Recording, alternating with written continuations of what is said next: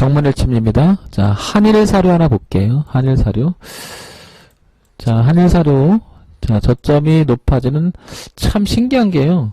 이거 딱 보면요. 이게 기술적 분석이 아무리 처음에는 저도 많이 의심을 했어요. 이런 부분을 볼 때. 아, 이게 기술적 분석만으로 가능한 거냐. 초기 때는, 초보 때 저도 많이 그런 생각을 했죠.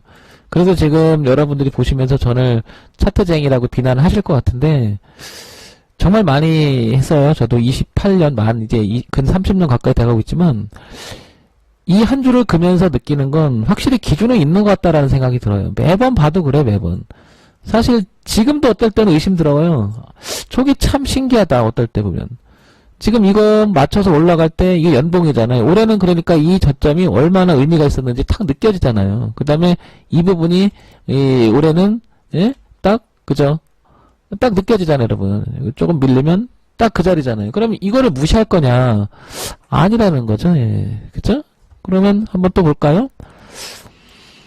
자, 월봉 한번 볼까요? 자, 월봉을 보게 되면 좁혀 나가서 보면요. 뭔가가 참 보세요. 무시할 수 없는 부분들이 차트에서는 정말 많은 뭐라 그럴까? 정보를 준다. 여기서 이렇게 거래가 터졌잖아요. 그럼 이거잖아요. 그럼 갔었어야 되잖아요. 못 갔잖아요. 그러니까 밀렸던 거예요. 그게 하나, 둘, 셋, 네 달. 그랬다 장이 밀렸다가 기술적인지 뭔지는 모르겠지만 이게 좀 전에 보면은 이 자리를 지켜서 올라왔다는 것은 대단한 의미가 있지 않을까요? 뭐 이걸 보고 어떻게 해석하시겠습니까, 여러분? 그쵸? 그런 가운데 지금 이렇게 고가가 참 멋지게 부딪혔습니다. 월봉에. 그죠? 뭐 이것도 보면서 참 가끔 맞을 때도 있고 틀릴 때도 있지만 맞는 것만 하면 되잖아요. 맞는 것만. 그 기준을 잡아 나가면 되니까. 그리고 이런 부분들은 약간 어떻게 돼요? 지지하장이 약간 삐죽삐죽하기도 하죠. 이렇게. 이게 약간 이탈했던 건데 이거는 기술적으로 밑에 있었다는 거죠. 그래서 이 부분을 보정해 주는 거죠. 그렇기 때문에 전체를 다 보는 거죠. 자, 주봉 한번 볼게요. 자, 주봉을 보게 되면 고가가 이렇게 낮아지는 부분이 보이는데 이거는 이제 좀 전에 그거랑 맞죠. 근데 이번엔 주에 거래가 지금 터집니다. 그죠? 예, 물론 이제 이게 다 여러분도 아시겠지만 한일사료 뭔가 나죠? 그죠? 이게 테마주 형성되면서 가고 있다라는 거 다 알고 있으니까. 그죠? 자, 일봉 한번 볼게요. 참 재밌는 게요. 일봉에서도 테마가 있는지는 어떤지 모르겠지만요. 급등할 사유를 만들어 놓고 갔다는 게 참 너무 신기하지 않아요, 여러분? 예? 예? 그 조건을 갖춰 놓고요. 그때부터 튀고 오버슈팅 나면서 가요. 이렇게. 그죠? 그러면 얘는 딱 봐도 개인들이 테마를 형성해서 달라붙었다는 게 확연히 드러나잖아요. 그 기와 삼아서 외국인은 지금 팔고요. 그죠? 그래서 하루, 이틀, 지금 3일째 꼭지가 밀렸죠. 지금 오늘 아마 이거 물리는 거는 이게 내려올 때 받는 건 대부분이 개인이 확률 높아요. 여러분 아시겠지만. 근데 생뚱맞게 여기서 갑자기 외국인이 들어올 때도 있어요. 그럼 펑펑 날아갈 때도 반을 봤어요. 그러면 이 자리가 어떤 자리인지 알잖아요. 이게 포인트라는 얘기예요. 제 얘기는. 이 꼭지가 무슨 자리인지. 그게 월봉, 연봉의 저항이었다라는 거거든요. 그처럼 이걸 무시할래요, 여러분? 아무리 봐도 전 무시가 되지 않아요. 이게 그래서 기술적 분석은 굉장히 의미가 있다. 그러면 얘는 한일사료는 지금 보세요. 여기가 오버슈팅이 났던 이 저항대가 이제 지지대로 바뀌었잖아요. 그죠? 그리고 매물도 여기 뭉쳐있으면 알 수 있죠? 그러니까 얘는 여기만 지켜주면 다시 한번 출렁거릴 수가 있겠죠. 그렇죠? 돼지열풍부터 시작을 해서 뭐 여러 가지 그 테마가 또 형성이 되면 그게 장기적으로 간다는 뉴스가 자꾸 나오잖아요. 그래서 얘들이 지금 가고 있는 거잖아요. 그죠? 한번 참고해서 보시기 바랍니다. 그러면 이거를 다시 분으로 한번 이렇게 쪼개볼까요?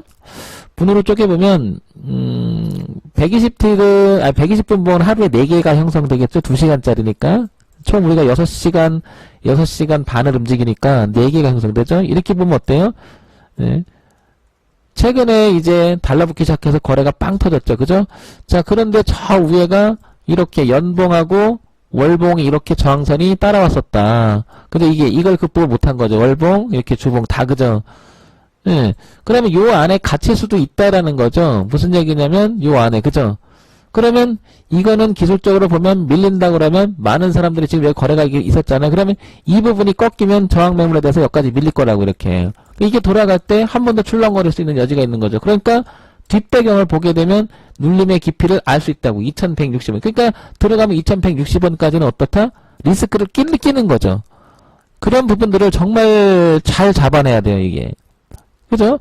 그래야 이제 내가 잘못돼도 여기서 대응이라고 하는 차원이 생기잖아, 이렇게. 그죠? 이렇게.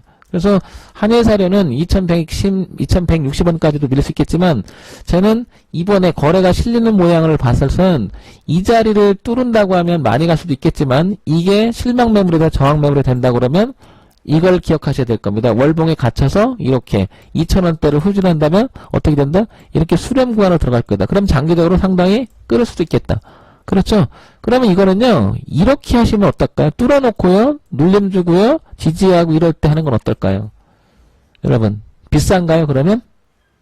그러면 주식은 싸게 잡아서 비싸게 파는 게 목적인데 너무 비쌀까요?